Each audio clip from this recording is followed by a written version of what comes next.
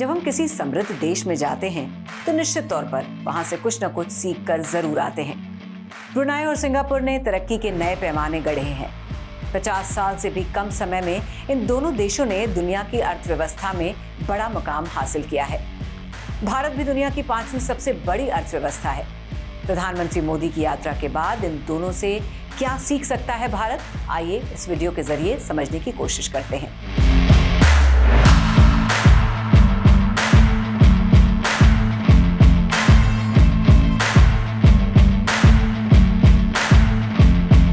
Islamic देश Brunei में प्रधानमंत्री मोदी के स्वागत की ये तस्वीरें बहुत कुछ कहती हैं। ब्रुनाई की जनता और राजा ने दिल खोलकर प्रधानमंत्री मोदी का स्वागत किया।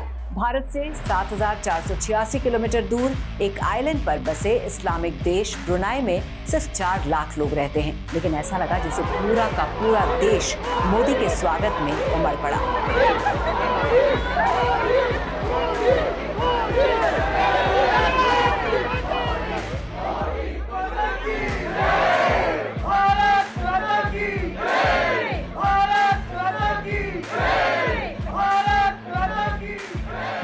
ब्रुनाई के सुल्तान हसनल बोल्किया ने प्रधानमंत्री मोदी को न्योता दिया था। अब तक भारत का कोई प्रधानमंत्री ब्रुनाई के दौरे पर नहीं गया था। प्रधानमंत्री मोदी ब्रुनाई पहुंचे तो इस देश के लोगों ने उन्हें हाथों हाथ लिया। ब्रुनाई के सुल्तान के साथ भारत ने कई अहम समझौते भी किए हैं।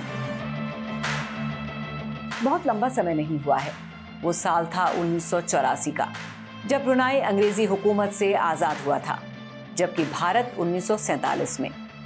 1984 में हसनल बोल्किया ने ब्रुनाई की सत्ता संभाली। वो सुल्तान होने के साथ साथ ब्रुनाई के प्रधानमंत्री भी हैं। फिलहाल वो सबसे लंबे समय तक शासन करने वाले शासकों में से एक हैं। उन्होंने 2017 में 50 साल राज करने पर गोल्डन जुबली मनाई थी। ब्रुनाई में अकूत तेल संपदा है। भारत भी ब्रुनाई से तेल आयात करता है। जहाँ तक ब्रुनाई से सीखने की बात है तो सबसे पहले चर्चा प्रति व्यक्ति आय की। तेल के निर्यात ने ब्रुनाई को दुनिया के टॉप प्रति व्यक्ति आय वाले देशों में शामिल करा दिया है। ब्रुनाई में 2023 में प्रति व्यक्ति आय $29,133 यानी करीब 24.46 लाख रुपए हैं, जबकि भारत की प्रति व्यक्ति आय $2,239 यानी करीब 1,87,000 रुपए है। ब्रुनाई की अर्थव्यवस्था मजबूत होने से यहाँ शिक्षा और स्वास्थ्य सुविधाएं मुफ्त मिलती हैं। अपनी मजबूत अर्थव्यवस्था की वजह से छोटा सा देश ब्रुनाई दक्षिण पूर्व एशिया की क्षेत्रीय राजनीति में एक प्रमुख खिलाड़ी है। ब्रुनाई को इसकी टैक्स पॉलिसी और गोपनीय कानूनों की वजह से टैक्स हेवन कहा जाता है।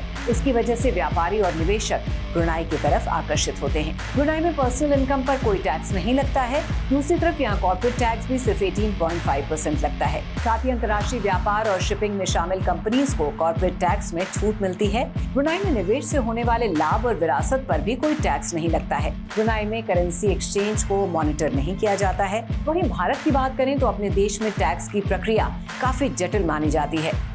पर्सनल इनकम टैक्स हो या कॉर्पोरेट टैक्स, दोनों की दरें यहाँ काफी ऊंची हैं। टैक्स लिए बगैर ब्रुनाई अपने देश के लोगों को मुफ्त स्वास्थ्य और मुफ्त शिक्षा कैसे मुहैया करा रहा है, इस पर दुनिया की 5वीं सबसे बड़ी अर्थव्यवस्था वाला देश भारत काफी कुछ सीख सकता है। किसी से कोई अच्छी बात सीखने में कोई बुराई नहीं।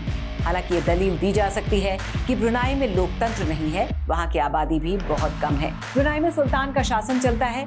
वहाँ के सुल्तान अपने शौक, शान और अमीरी की वजह से खूब चर्चा में रहते हैं। फोर्ब्स के मुताबिक ब्रुनाई के सुल्तान बोल्किया की कुल संपत्ति $28 बिलियन यानी 2,35,000 करोड़ रुपए है। सुल्तान की विलासिता का अंदाजा आप इसी बात से लगा सकते हैं कि उन्होंने राजा बनने के बाद 50 अरब रुपए का महल बनवाया।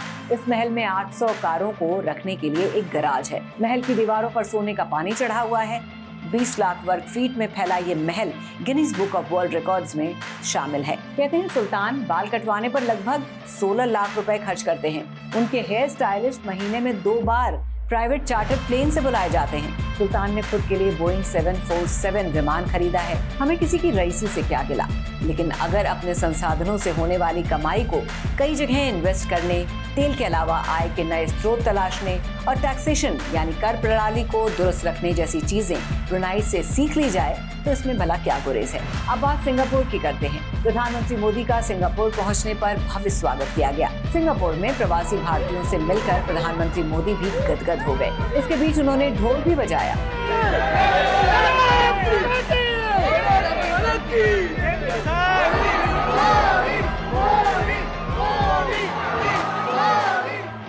प्रधानमंत्री मोदी को सिंगापुर से खास लगाव रहा है। पिछले 10 साल में उनका ये छठा सिंगापुर दौरा है। भारत और सिंगापुर के बीच इस बार भी सेमीकंडक्टर से लेकर स्पेस टेक्नोलॉजी, रक्षा और परिवहन क्षेत्र में कई समझौते हुए हैं। सिंगापुर भारत का अहम सहयोगी है।